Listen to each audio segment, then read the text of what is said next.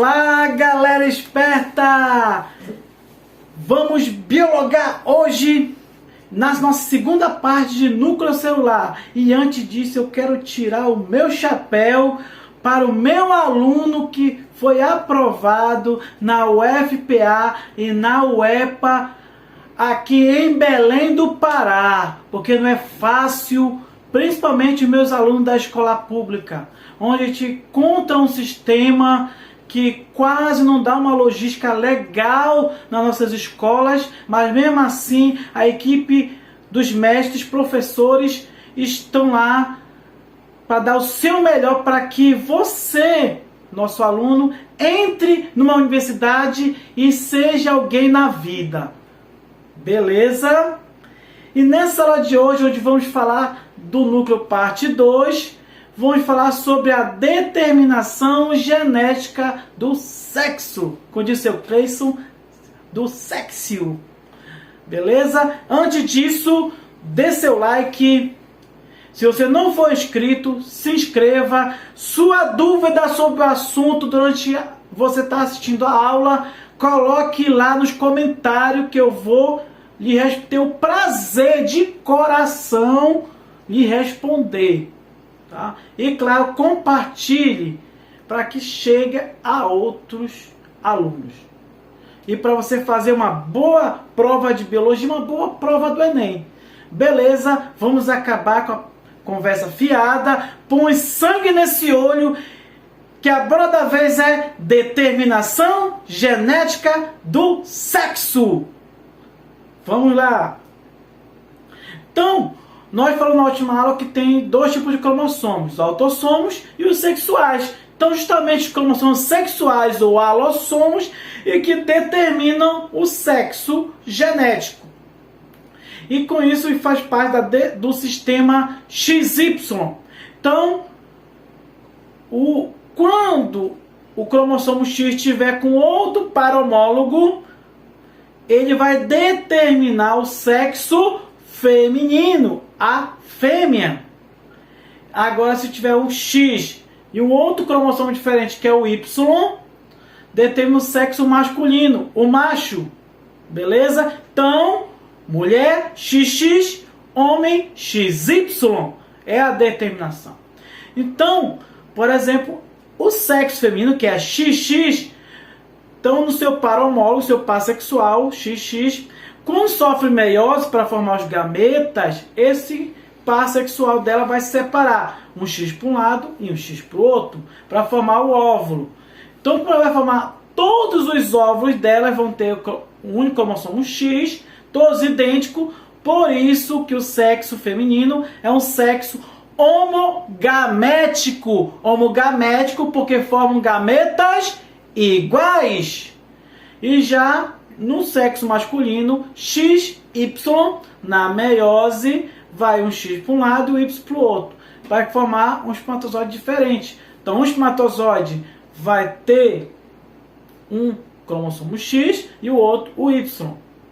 Então, como formar gametas diferentes, o sexo masculino é heterogamético, porque forma gameta diferente. Com isso, o sexo masculino é hemizigoto, porque ele tem dois cromossomos sexuais diferentes. Beleza? Isso é muito importante. Então, com isso, quando é que o sexo de vida é determinado? É na fecundação. Então, se o óvulo for fecundado pelo espermatozoide com cromossomo Y, determina o homem. Então, os zigotos XY. Agora, se for um zoide com cromossomo X, determina o sexo feminino. Então, a chance de um zoidinho e de outro fecundar é 50%. Então, a chance de gerar menino ou menina é 50% para cada. Tá? É igual para ambos. Beleza? Vamos que vamos! E com isso, sabendo que o sexo feminino ele tem dois cromossomos X, para evitar uma superprodução dos genes, aí tem a lei da compensação da dose, ou hipótese de Lyon. O que diz essa teoria, essa hipótese? é que as fêmeas nos mamíferos, por que mãe? Porque o sistema XY é a determinação do sexo dos mamíferos, incluindo nós. Então, para elas compensar a dose dupla dos seus cromossomos, um dos cromossomos X dela vai ser o quê? Inativado, para evitar essa superprodução. Então, esse cromossomo X inativado é chamado de cromatina sexual ou corpúsculo de Barr.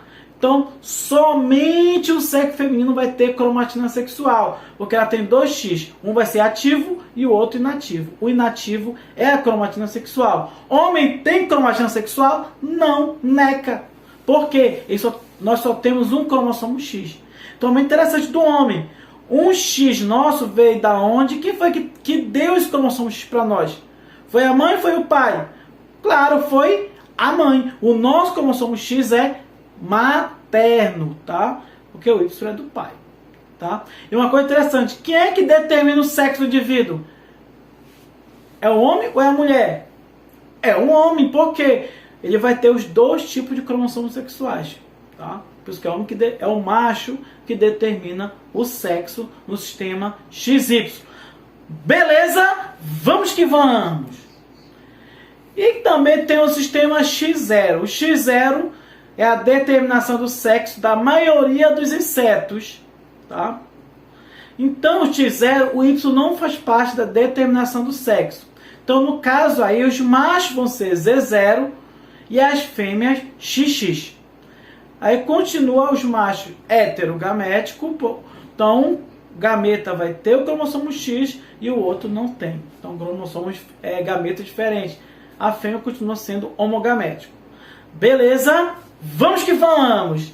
E o sistema ZW? O ZW, aí nesse caso, é o cromossomo Z e o W. E a determinação do sexo dos peixes, das borboletas e mariposa e das aves. Então, nesse caso aí, os machos vão ter dois cromossomos Z, idêntico, e as fêmeas ZW. Não, o macho, como é ZZ, ele vai formar gametas só com cromossomo Z na divisão. Por isso que o macho vai ser homogamético nesse caso aí. E a fêmea que é ZW vai formar só óvulos diferentes. Ou óvulo com cromossomo Z ou cromossomo W. Gameta diferente. Por isso que as fêmeas vão ser heterogaméticas. Então vocês podem ver diferente sistema XY se inverte aqui. Quem vai ser homogamético é o macho e heterogamético as fêmeas. Tá? E nesse caso, quem vai determinar o sexo, aí nesse caso são as fêmeas. Vamos que vamos! E o sistema Z0, o W não faz parte da determinação do sexo. Os machos vão ser ZZ e as fêmeas Z0. E a determinação do sexo dos galináceos, galinha e do galo. Beleza? Vamos que vamos, lá vai, lá vai. E o que é legal na biologia é que tem essas exceções. Então, no caso da determinação do sexo das abelhas, nesse caso aí não envolve os cromossomos sexuais. É o sistema haploide e diploide. Nesse caso aqui, se ocorrer fecundação, o que o indivíduo vai ser? Vai ser uma fêmea. Agora, se esse óvulo não for desenvolvido no indivíduo sem ser fecundado, aí ele vai ser o macho. Isso, os machos nas abelhas, ele desenvolve do óvulo não fecundado, o zangão. Carvalhão, isso quer dizer que o pobre do zangão, ele é órfão de papai? E não tem papai? Não, o bichinho não tem pai, só mãe. Ele é uma produção independente da abelha rainha, da mãe dele, só. E com isso quer dizer, esse processo, quando a fêmea dá origem ao indivíduo do óvulo não fecundado dela, isso é chamado de partenogênese. Esse processo também ocorre com alguns aracnídeos, algumas espécies de escorpiões também. Então é interessante aí. Então o macho que surge do óvulo não fecundado, ele é o quê? Haploide, ele vai ter a metade do número de cromossomos das fêmeas. Beleza?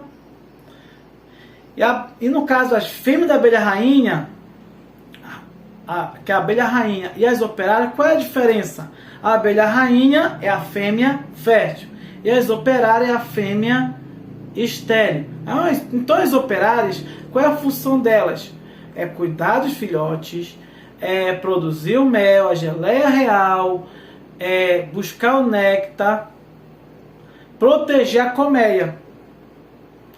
Por exemplo, o mel. O que é feito o mel? A abelha rainha, no caso as operárias, suga o néctar, vai para o estômago. Vai lá, digere tudo, ela vai regurgitar. Em outras palavras, mais no popular, ela vai vomitar na boca de uma outra abelha operária. Aí ela vai, ingere e faz todo o processo, regurgita na boca de uma outra abelha e depois regurgita no favo. Carvalhão, não me diz uma coisa, quer dizer que o mel é vômito das abelhas? Sim, com certeza. É os vômitos das abelhas. E outra coisa muito interessante também é nas abelhas. Quem vai te picar não é o zangão. Ele não tem aquele ferrão na bundinha dele. É as operárias.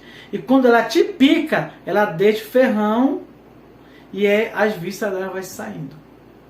Isso quer dizer que ela morre da vida para comer. É um auto-suicídio. Suicídio dela. Beleza? Então, outro exemplo de determinação do sexo são das tartarugas, que é feita pela temperatura da incubação dos ovos também. Então, até aqui foi a nossa aula de hoje, onde nós falamos sobre a determinação genética do sexo. Beleza? Então fique ligado, olha essa aula com carinho, dê seu like, beleza? Se você ainda não alcançou seu objetivo em passar no vestibular, fazer uma boa prova do Enem, não desista, persista, porque só assim você chegará à vitória.